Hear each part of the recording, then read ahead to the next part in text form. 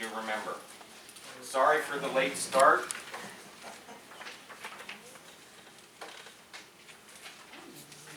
Everyone got books, correct? Yes. Yes. Awesome.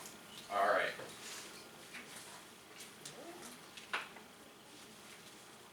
So we got everyone. Surgical techs, any? AST member? Can't give you credit, you gotta be AST member, unfortunately. Yell at your organization. Or, well, no, AST actually worked with us to do that. Oh, okay. But from the booklet perspective, nurses, 2 CE credits, all right, for said such thing. You have a booklet? Can I just borrow your So booklet? I don't need to fill in this. Here, you can have mine, Here. because I don't get any CEUs or anything. Okay, I just need it for administrative purposes. I'm just doing it for kind. No, I got this one. 3 pieces of paper in the back. One is your certificate. Please keep that. That is yours and yours to keep. If you put it in the pile that I send off, I will not come back to deliver it to you personally, okay? Which has happened on several occasions. So keep that for your records. Got it? Next one, just a standard evaluation form, talking about the program itself. You know, the room lighting was adequate, it was too cold, et cetera, et cetera. Eric was a dynamic speaker, words to that effect. But fill that out, and you will notice on the very bottom is your post-test. Because you get 2 CEs because you listened to me drone for an hour, and then the other one is you have read this book from front to back, right? And you have taken the post-test. And I would be remiss to say that on page 34 the answers to the post-test are there. But that would be cheating, so I won't say that. So that is that. And then the last one is name, rank, serial number. If you do not know your North Carolina nursing license, don't worry about it. Just put North Carolina. It won't hold anything up. But I will take those 2 forms, the evaluation form as well as the registration form, and I will send those off to Fiedler Enterprises, who does our education for us. Administratively, are we good? Well, you just hold on to that. Are we good? Good. Awesome. All right, my name is Eric Davis. I am a clinical nurse consultant with Mullica Healthcare. I am an OR nurse. I've been with the company now for almost 4 years. Prior to that, I was in the United States Navy for 24 years as an OR nurse, and retired 5 years ago. Wow, I'm getting old now. So that's my background. I'm from Richmond, Virginia, but I cover North Carolina all the way up to Maine as a clinical consultant. Were you at ARN last week? Were you Pardon in me? California last week? I was. Okay. I was speaking at the booth. Okay. Same guy. Same guy. Okay. Is that good or bad? Fine. I was at ARN last week. Jay Raymond is your local territory manager for Biogel. Say hi, Jay. Hello. Hi, Jay. Awesome. We make this interactive. Everyone ready? We're going to do latex allergy. Fast and furious. I got till when? 7:50. 7:50. You guys ready? Yep. Because we're going quick. All right. Fiedler Enterprises does our third-party education with funds provided by Mullica. I am a Mullica employee. Got it? Good. Does anyone want me to go through the objectives line by line? Yeah. I didn't think so. Let's dive right into it. But this is what we're going to talk about. Overview latex allergy. All right. Natural latex rubber. You'll hear me refer to this. I move around a lot, if that's okay.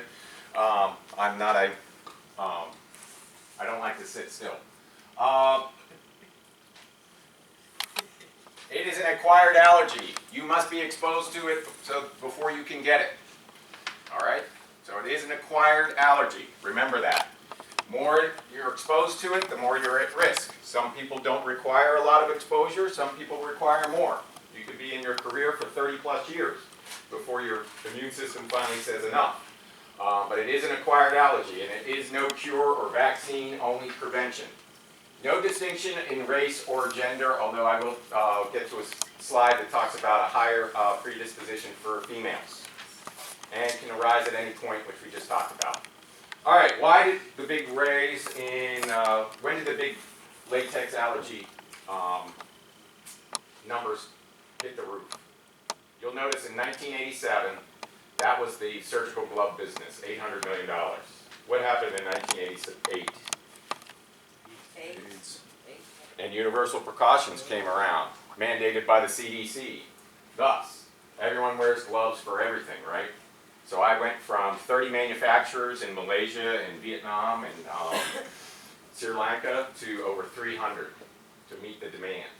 Because they went from 30 to 300, the regulatory effects of that weren't really well regulated. So they were pumping out gloves with very high protein levels of latex allergens in their gloves, exposing people to that in the late 80s, early 90s. And that's why some of us older folk are a little bit more prone to latex allergy now in our career. And this is in 2012. You can see that the surgical or medical glove business is at greater than 22 billion. There are specific patients that are at risk for that. Spina bifida is one of them. It has actually, it's the only diagnosis that has a genetic predisposition to latex allergy. However, any patients with early or frequent mucosal contact, that means people that self-cath, etc., that expose themselves to latex on a frequent and daily basis. Atopic individuals, when I say atopic individuals, do you know what I mean? Non-typical. Those are people that are allergic to everything. Perhaps you know somebody that is sensitive to perfumes, dyes, nickel, etc., etc. They have usually have food allergies, etc. I'm sure that now I'm describing someone that you are aware of. But the, people with atopy have a hyperactive immune system, so they're a little bit more sensitive to everything. Air, oxygen, water, perhaps you... they're usually the ones that have the, are you allergic to any allergies, and they come out with the list that goes down to here. So, multiple surgeries, so there is no specific number. Usually the unofficial number is greater than 5. If you've had more than 5 surgeries early in life that you've been exposed to latex early, you're more at a risk for that. And then of course cerebral palsy, mental retardation. People that are frequent users of the medical system or chronic users of the medical system that get exposed to it, more of a risk. Talk about ladies, I said that there's a little bit higher predisposition of females versus males for latex allergy. Usually the incidence of latex allergy is around 1% for the general population, but for pregnant women, 5.1%. And over 50% of latex anaphylaxis episodes occur in the labor and delivery OR during C-section. Why is that? Well, 3 times higher incident for pregnant women than those that are not pregnant. Possible risk factors, we talked about women having 70% higher risk for latex allergy than men. Is it because of the hormonal changes, immunomodulation, and preparation for that bundle of joy? Coming in, multiple exposures to latex during prenatal care, having their cervical checks done with latex gloves. Contact in a highly absorbable mucosal area. A lot of places now are latex free for that reason. And there is some data out there to support that oxytocin, synthetic oxytocin, has a very similar chemical structure because they've traced some case reports where they pushed oxytocin and that caused an actual anaphylactic reaction because of its similarity to the chemical compound or the way that the oxytocin chemical is. You put it over a latex molecule, it's very similar. Hasn't been proven, but it's a theory that's out there. You can see that in the literature. If you're going to learn anything today, this is what I want you to know. Those with food allergies. Specific food allergies have a specific risk for latex allergy for that same reason that I just talked about, oxytocin. A lot of these fruits, vegetables, and plants have a similar chemical structure to the natural Havinia brasilianus tree, which is where we get natural rubber latex from. Does anyone know what the number 1 is on that list that should raise the hair on the back of your neck if the patient says they're allergic to? Bananas. Good, you all pass. What's next? Probably melons. Kiwis is another popular one. mangoes is another one, but bananas is the most closely related one. And I do remember that on my CNOR exam many years ago. And I had no idea what they were talking about. I had to go look it up. And look at me today. But if you are going to remember that, that is mostly the fruits. And again, bananas, mangoes, kiwis, kumquats, etc. There are some plants, chestnuts being one, which is very, has a high risk as well. Other patients to consider: cancer, chemotherapy patients, because their immune system is a little altered. Asthma patients. This is more important for powdered gloves, which we'll talk about as we get along, because aerosolized powder can trigger asthma in some patients. Transplant patients. I know you guys aren't doing transplants over here, but there is no specific rules by the American Society of Tissue Banks on harvesting organs or transplantation of organs in a latex-free environment. And there are some case reports of taking a kidney out, going somewhere else, and then the patient was latex allergic, and they actually had residual proteins on the kidney that caused an anaphylactic reaction. Wow. I did, a couple months ago in ARN, they talk about this in the clinical question about harvesting of organs. That's why you can't, and tissue banks do not have a policy. So you truly, if you do, if you have a cadaver graft, you can't really say that it was harvested in a latex-free environment. Just food for thought. There are no policies on that. I forget which, I think it was in the September issue that talked about it. They've got policies on everything else, why not that? Yeah, why do they not have that, you know? The only one I have is from LifeNet, from one of the organ procurement networks, and they found that their testing found minimal trace amounts, not enough to trigger a response for that, rather than just coming up with a policy and just harvesting everything in a latex-free environment, which would be the easy thing. But they wrote a rather long, it took them longer to write the response than it would be to just say, just do it latex-free. So, just food for thought. I just throw that out there because that's why you won't see on a piece of tissue latex-free, because of that reason. It was a very good article in ARN because someone helped write it. Sorry. Unconscious patients coming to the emergency room. You can get latex allergy bracelets, but sometimes if you have an unconscious patient coming in, you don't know if they are or not. Just food for thought. Let's talk. I got a question. Yes, ma'am. For that. If you've got a latex allergy patient in the OR and you're using tissue, and you can't verify that that's latex, would that be on the hospital? Or would that be on the tissue bank? Or what do you do in that case? I mean, now that you're raising that question. It's just that there is no standard for it.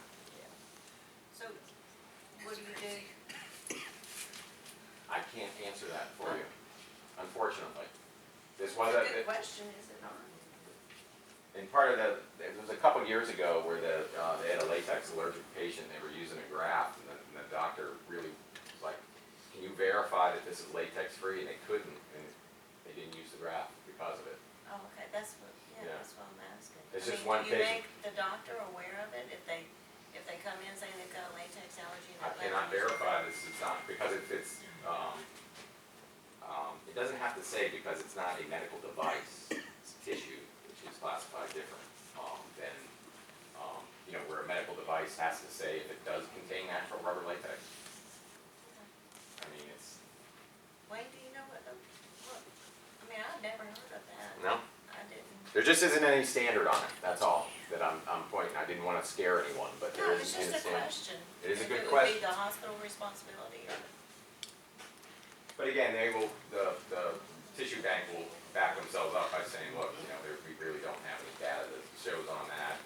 It's processed, cleansed, sterilized, so it should be free of it. And probably the incidence is very, very, very low, but it does raise an interesting question as to why they don't have a standard for that. That's what I'm really bringing up. Good question, though. about you guys, healthcare worker risks. I said the general population is about 1%, 1.5% for latex allergy, which doesn't sound like a lot, but there's 333 million people in the United States. So 1% does sound like a lot if you win the lottery. But for healthcare workers with risk, 2 to 17%, obviously, just because we're exposed to latex on a daily basis. Those atopic healthcare workers at 24%, and then OR personnel, 33%. So obviously, you guys are exposed to latex more than someone in the emergency room or ICU. So obviously a higher. And again, that increases over years. Don't forget other places that use latex gloves, although this is on a decline. You don't see latex gloves used in food service anymore. Mostly, or very rare that I would see them now. Most of them use the vinyl gloves now. But there are people that, you know, your hairdresser, your tattoo artist, if that's your thing, and other people that use latex gloves on a regular basis. Fire department, police department all keep gloves. I work for a glove company, but I do have gloves in my glove compartment in case I come up on an accident. So, how many times does anyone ever have gloves in their glove I compartment? have them. Perfect. I have a blanket too. What else you got in there? That's a big glove compartment. Well, can't tell you. That- It's in the,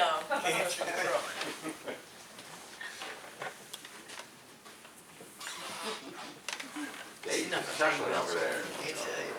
I love it. It's like, I pointed out to people when they open the glove compartment, I said, yeah, those are gloves. Yes, they are in mine. that's for my cat burglar.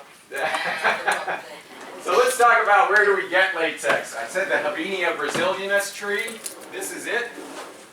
Most of the companies, like I said, are in Malaysia, Sri Lanka, Vietnam, etc., because it grows in a very humid environment. You will see a curve cut into that tree, and you see that white milky substance coming out and dripping into that little cup. They do that every 24 hours. They take a knife and they score that scab, if you will, and make the tree bleed. Very labor intensive. And every day they'll get about a quart of natural rubber latex. That's what it looks like when it comes out, and it drips into there. They collect it, put it into the bucket with ammonia so that it won't coagulate. Very labor intensive. One of those cups will yield about 20 pairs of exam gloves and about 5 surgical gloves. Pairs of surgical gloves. So it takes a lot. And they're all lined up in a row, up and down, up and down, up and down. So it is labor intensive to get natural rubber latex out of there. So again, it has a lot of stuff in it, but what are we worried about with latex, natural rubber latex? The proteins, allergenic proteins. There's over 250 different types of proteins in latex, natural rubber latex. 56 of those can cause some type of immunological memory, but there's 13 of those 56 are the bad ones that cause the anaphylaxis, airway shut off, etc., etc. Different manufacturers. I told you about when Universal Precautions came on board, and they had that variation. Again, there wasn't a lot of regulatory compliance, so they really didn't have a strict quality assurance on that, thus getting higher levels of protein inside the latex gloves, which were absorbed more dermally. But a lot of factors involved in it. Those are the gloves that are getting dipped as they come off the assembly line, which is very labor intensive as well, because each one of those is a different size and a different right or left. And they have to change those manually for each one of those molds. So it does take a lot to run a production of this type of glove in a 5.5 right and then a 5.5 left. And there's about 300 gloves on each one of those that has to go through there, and they have to change it for every run if they want something different. But time, water exchange rate, water temperature, and chemicals. We do add chemicals to the process, whether it's latex or latex-free, to help coagulate and tighten up the latex matrix, or else it would just be, you know, a thin film. To make a glove durable, we have to put these chemicals in there to help tighten that matrix. But again, the water exchange rate is very important, how many times we change our water. I'll give you an incident down in Puerto Rico. They had a drought, so they were kind of low on water, so they really didn't change their water that often. As they dipped, they were making, I'll use the brand name because it's the only thing, Fleet enemas. You know, the flexible rubber tip on the end. That was natural rubber latex. That's what they were making, so they really didn't change the water that often. So as they dipped it and it leached out into the water, the water was high in protein. So the more it collected, the more didn't come out. So those things were very high in protein, and they are inserted in a very highly absorbable mucosal membrane without the visualization. And they had about 8 incidents of anaphylactic reaction due to a Fleet's enema. That's what you all want to hear. Anyone want a bagel now? Okay. Real quick, that's the glove manufacturing process. You can see that after they dip the gloves, they get leached onto that production line into water. They get coated, they get pulled off the assembly line, they get washed, washed, washed, and washed. So how many times does your manufacturer wash and leach out those proteins is an important aspect to think about. Routes of latex exposure, skin absorption, inhalation is more important for powdered gloves. Ingestion, if you have powder on your hands or you have high levels of protein on your hands, if you don't wash your hands before you eat, it can be a possible route. Mucosal absorption we already talked about. And very rare you hear the intravenous lines, because most of them are latex free now. This is what the FDA requires for anything containing natural rubber latex. It has to be on there per the FDA if this product does contain it. Thus you make the assumption, it's not required that they put latex free on there, but it is required if they have it. So you can make the assumption, but usually you don't see that on there, and you have to call the 1-800 number to say, is this thing truly latex free? But if it does contain natural rubber latex, they are required by the FDA to put that on there. We used to call our gloves low protein. You cannot make that claim anymore. All you can say is this product contains 50 micrograms or less of total water extractable protein per gram of latex by modified Lowry. That's all we can say. Ours may be less than 50, or manufacturer B may be less than 50, but that's all you can say. There is a test that you can actually measure the actual amount of micrograms of natural rubber latex in a device. Powdered gloves have this warning on here. We will talk about powder for those that have not seen the news, that the FDA is finally taking a stand on powder and will most likely be gone soon. Talked about latex, latex-free, and non-latex. However, the FDA, because they're from the government and they're here to help us, changed the term to synthetic. You can't say latex-free or non-latex anymore, because the material that we make synthetic gloves out of is a synthetic form of latex. So this is a misnomer, because it's synthetic latex. So you will see glove packages that say synthetic on there. That does mean non-latex. They did allow us to go back to saying does not contain natural rubber latex with the X through there. They pulled that away, and it caused more confusion and more calls to me and the 1-800 number from fine folk like you saying, is this truly latex free? Because it's a synthetic. But you will see that X with the does not contain natural rubber latex. But that is the new term for latex free. Everyone got that? 3 types of latex allergies. Irritant contact. This is from most common, less severe, to most severe, less common. Irritant contact dermatitis you usually find with powdered surgical gloves, because it's a mechanical thermal type injury, and that powder does rub and heat up. And you can see where the gloves ended right there. The good news with that is that it usually dissipates on its own once you remove the offending substance. That's the good one to have. Usually also you want, if you have this, you also want to check, did you change the soap at the sinks lately? Because usually I get that as well, that they changed their brand of soap at the scrub sink and all of a sudden we have this and it's all because of the gloves. That happened one time, and I did change it, and a lot of people were having reactions to whatever they switched to. This one, allergic contact dermatitis, or delayed hypersensitivity type 4. Remember those chemicals I told you in synthetic as well as natural rubber latex we use? Both. It's not a latex allergy, it's called a chemical or accelerant allergy. And it's due to some type of chemical used in the process.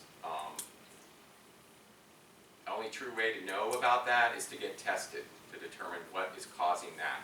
Your hands usually it begins 6 to 48 hours. It dissipates after 48 hours if you remove it, the offending substance and don't, or gloves or whatever you're wearing, and don't put it back on again. But for that, this is a tough one because there are chemical-free gloves out there that you can wear, but they're not, because of, we pull away a lot of, 99.9% of the chemicals out of them.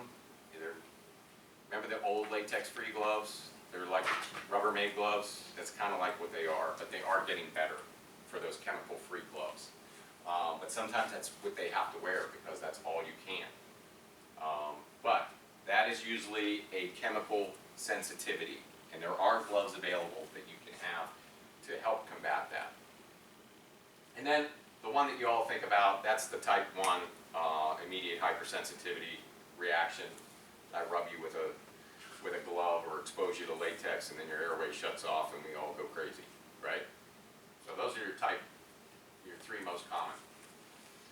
So anaphylaxis obviously is the bad juju that we don't want to have in the OR.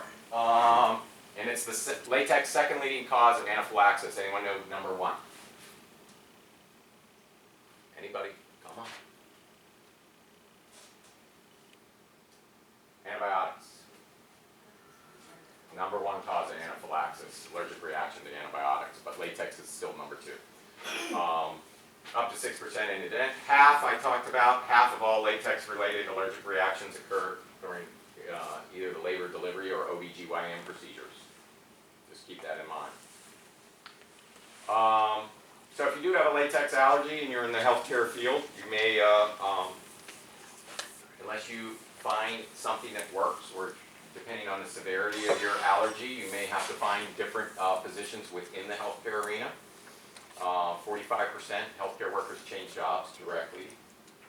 And sometimes if you're used to that on-call pay, weekend pay and all that, you might also get a little bit of a reduction in what you're used to if you're working Monday through Friday from 7 to 3. Lifestyle adjustments, making sure that your food service workers, for some people that are severely latex allergic. And then some avoid medical care and some also keep it hidden. Because if I'm coming as a new nurse to Cone Day Surgery to interview and I say, oh, incidentally I'm latex free, or I have a severe latex allergy, even though it would be illegal, you'd be like, ugh, man, she's going to be a problem. So some keep it quiet for that reason. Powdered gloves. All right, I talked to you about powder. The FDA finally has the petition out. It's got like 4 months left for public comment. But basically, in a nutshell, they are most likely removing powder from the arena. Powder's been around for a long, long time. This just talks about the evils of powder and why it should not be used anymore. You can see the powder residue on a scope right there. Anyone know what this middle picture is? Those are powder granules from gloves. Epidural catheter. It was prepared, and that's going in where? And those are powder residue, And if you see on a package of powdered gloves, it specifically says, after donning, take a damp sponge and wipe residue powder off How many do that? Probably not a lot. I worked with a OBGYN many years ago when we used powdered gloves, and we set up the bird bath. Yeah, splash basin. It's a sterile bird bath, and we'd gown and glove them over here, and he and the residents would all do that. I thought he was wacky, but he was really smart because he was doing fertility surgery, and it would cause all his good work to get adhesions on. And again, the powder is a danger because it's aerosolized, but it also absorbs those natural rubber latex proteins and can cause occupational asthma as it gets absorbed into your bronchial tree. Anyone know what that is? Events. Air duct. Yeah, they switched. They got rid of all their powdered gloves, but people were still having respiratory problems. And they went up into the duct. It was a very old hospital way up in the northeast. And they couldn't figure it out. And then they went up there, and that was like 30, 40 years of collection of aerosolized powder up in the air ducts, which costs a little bit of money to remove.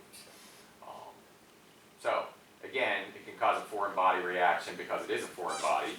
Adhesions, granulomas are incidents of reduced resistance to infection, as well as delaying wound healing. For this reason,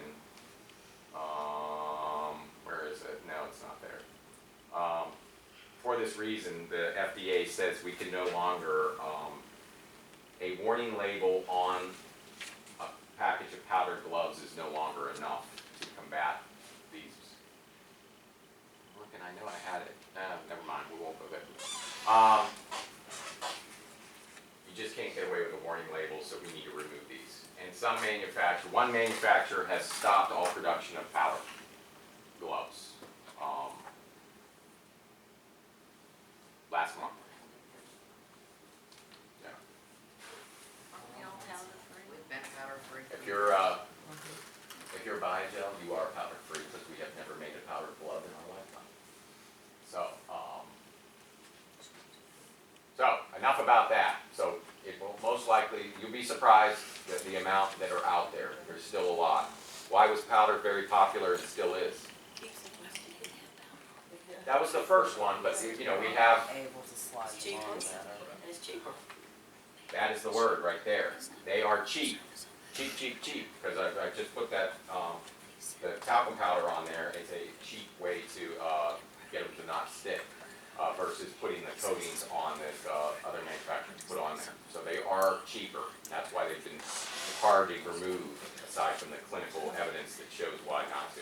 So there's two things for risk reduction: prevent complications for those that already have a latex allergy, and prevent the development in the future. Most young folk that are coming into the OR nowadays that I see are already they're picking latex free from the start.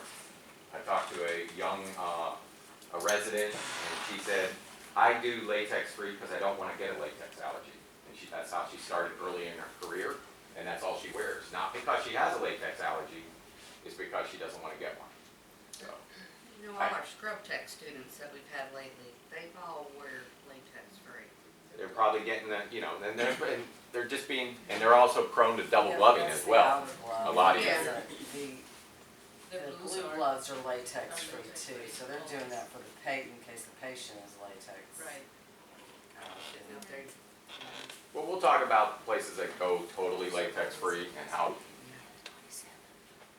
Nurses, I assume, I don't like this slide, but they said 25% of healthcare workers, only 25% check the patient for latex allergy. I don't believe that. I think it's higher. You guys all ask. Drug allergies, latex, I think it's pretty standard. And this is from 2012.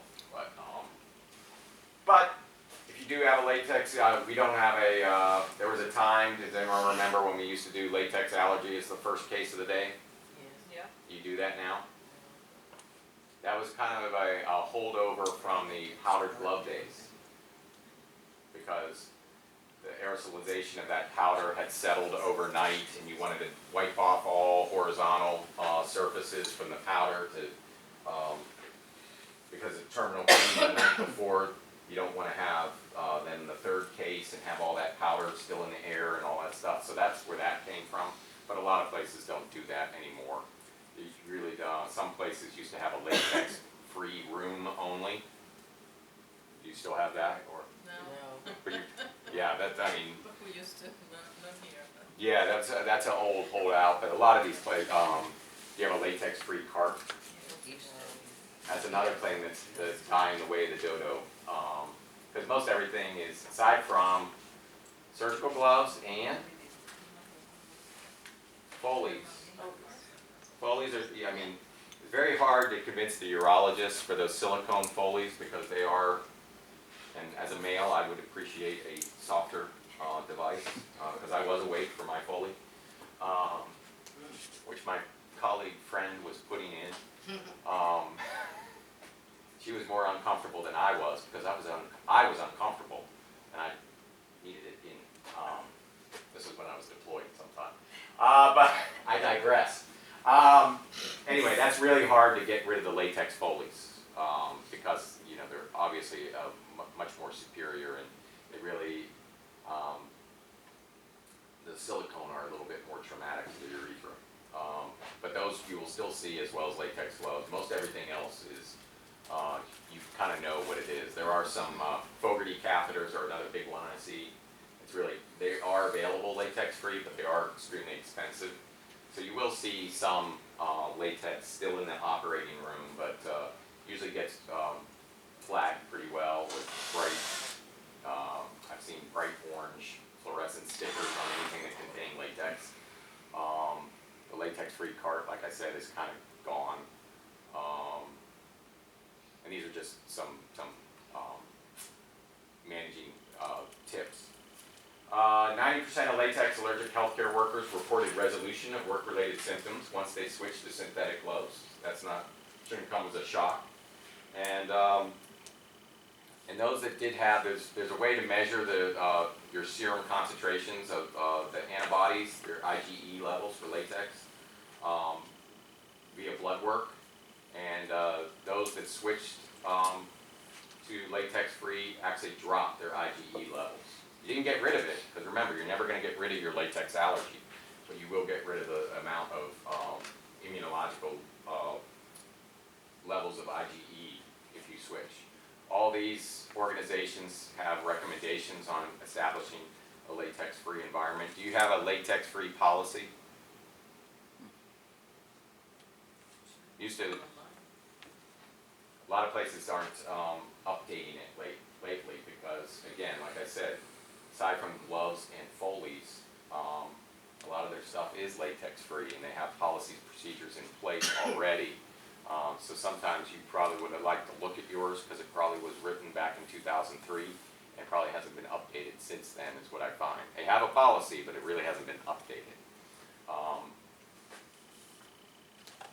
Basically for the process, if you ask a patient, you shouldn't get a patient in the, if you have a patient that is suspicious for a latex allergy, or they know they're a latex allergy, of course you gotta go by what they say. But if they have a lot of stuff that I'm not, you know, I'm sensitive to the adhesive on Band-Aids. There's a much more lengthy process. This is not to be done in the hold area when 10 minutes before you're getting ready to roll back. This should be done in either an allergist's office or a doctor's office as part of the pre-admission testing if you really are suspicious. And you can't really see these questions, but it really gets into a lot of detail in terms of rubber golf grips, break my hands out.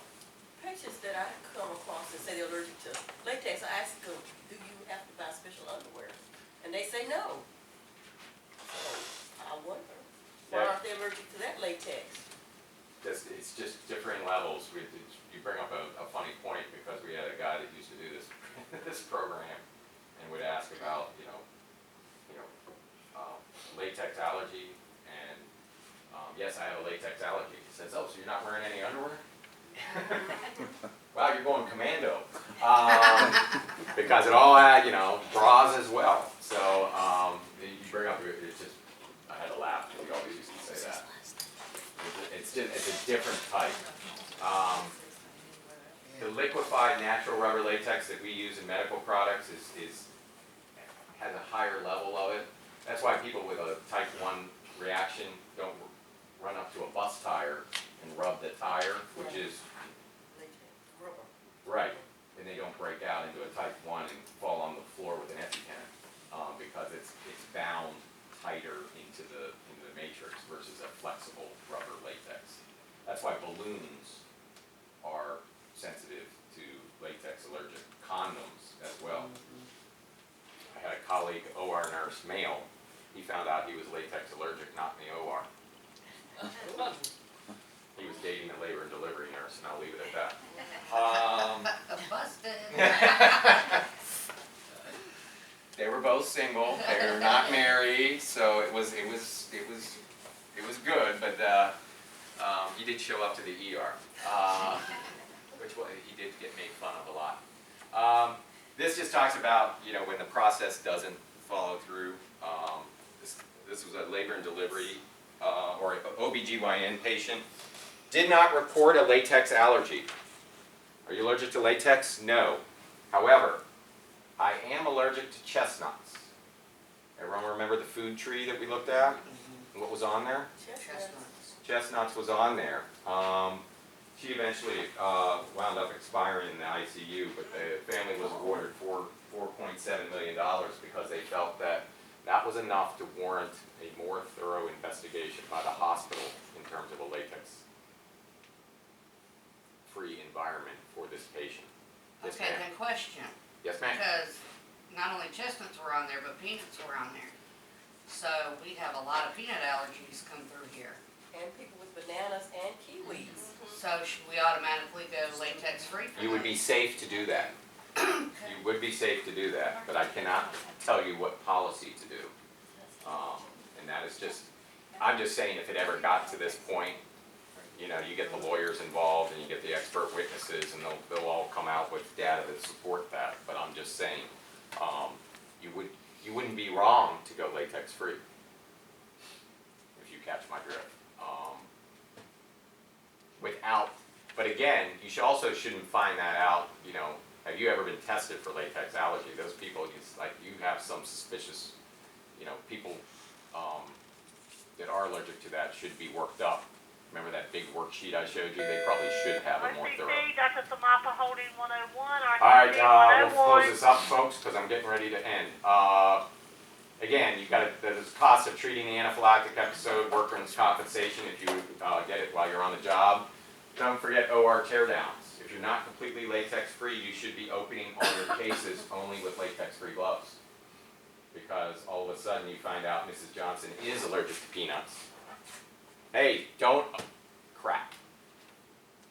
So what do you do with that OR now? You got to tear it down, and there's a cost associated with that, plus the time required to do that.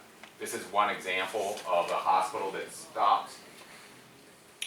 They were having about one tear down per week due to late discovery of a latex allergy. Estimate the pack was about $300. It took time to turn over the room, let alone if you had a loaner set or, remember, because we don't flash anymore, excuse me, immediate use steam sterilization. So you have to process and get a right set up.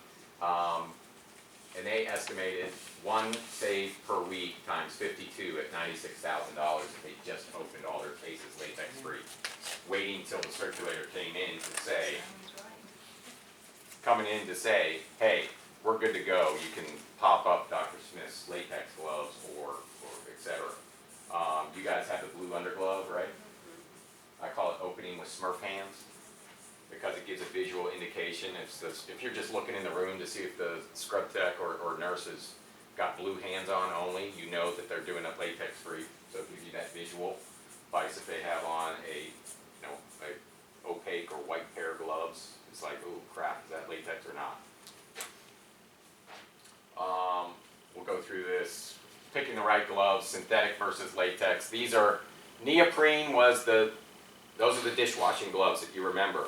Those are the ones the docs remember when you say you got to wear these latex-free gloves. Ah, crap. That's the, what else do we make neoprene, out of neoprene?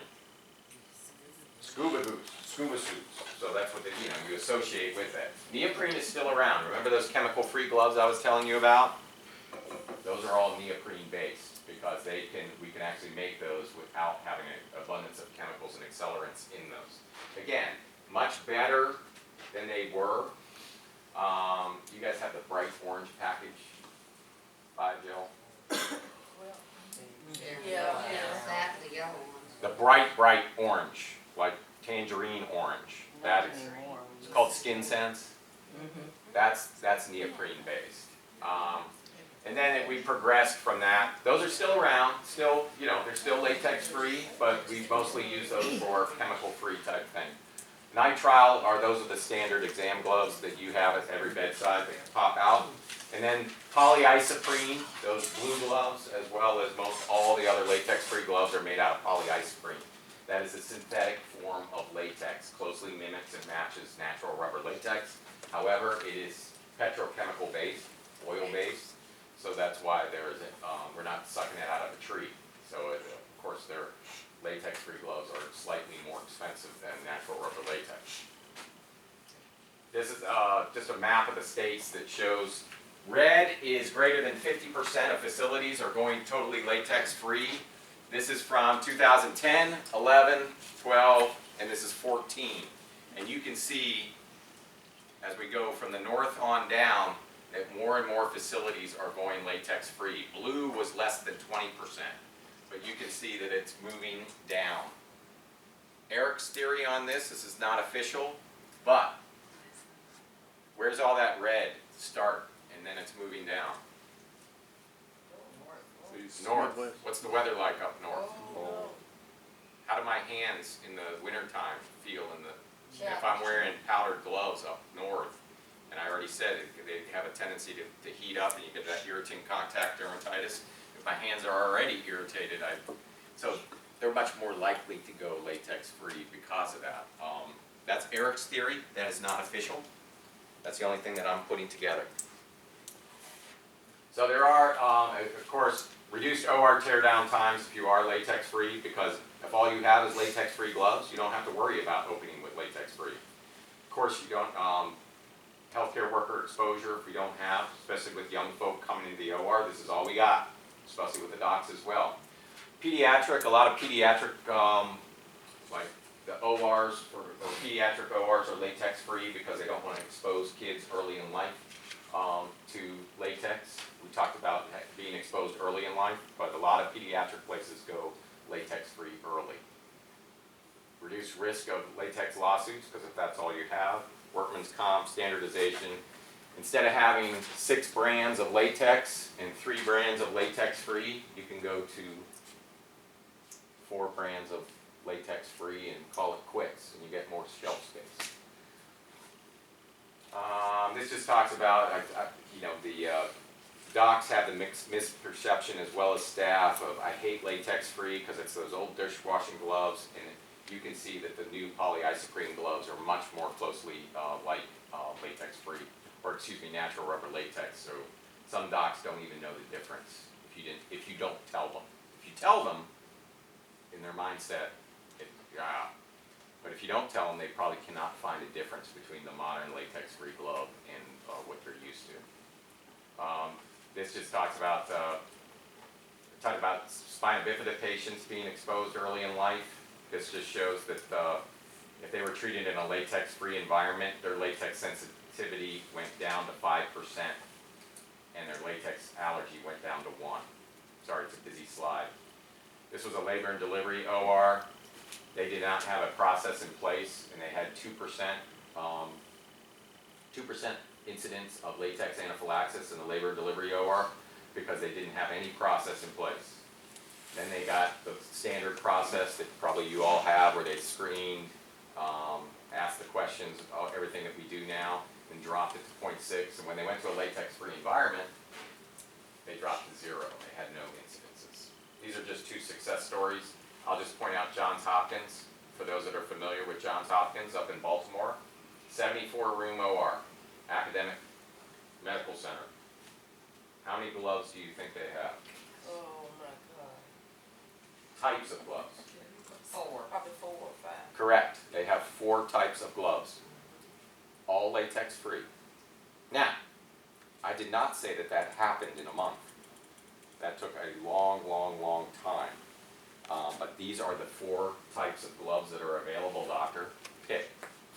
They are all latex free, but they were able, in a 74-room major medical center, to get down to only 4 SKUs of different types of gloves. So it can happen. So, there is no known cure, so don't get a latex allergy because you can't get rid of it. Switching to the latex free, you know, we all talked about this. Does anyone need me to go over that? I've got an anaphylactic reaction to melons, and I wear latex gloves. That's not written in stone. You're at a risk. Okay, if I'm allergic to bananas, that does not mean that I have but if I have an allergy to bananas, you should be tested because that is a risk factor for that. It's not written in stone. It's all melons. Anaphylactic. Yes, ma'am. Wrap it up. Yep, I'm done. Thank I'm you. done. Hey, Eric. Eric. Yes, sir. Yes, sir. Eric, what's your last name? Davis. Davis. D-A-V-I-S. Please take at least 6 bagels apiece. Feed the staff, because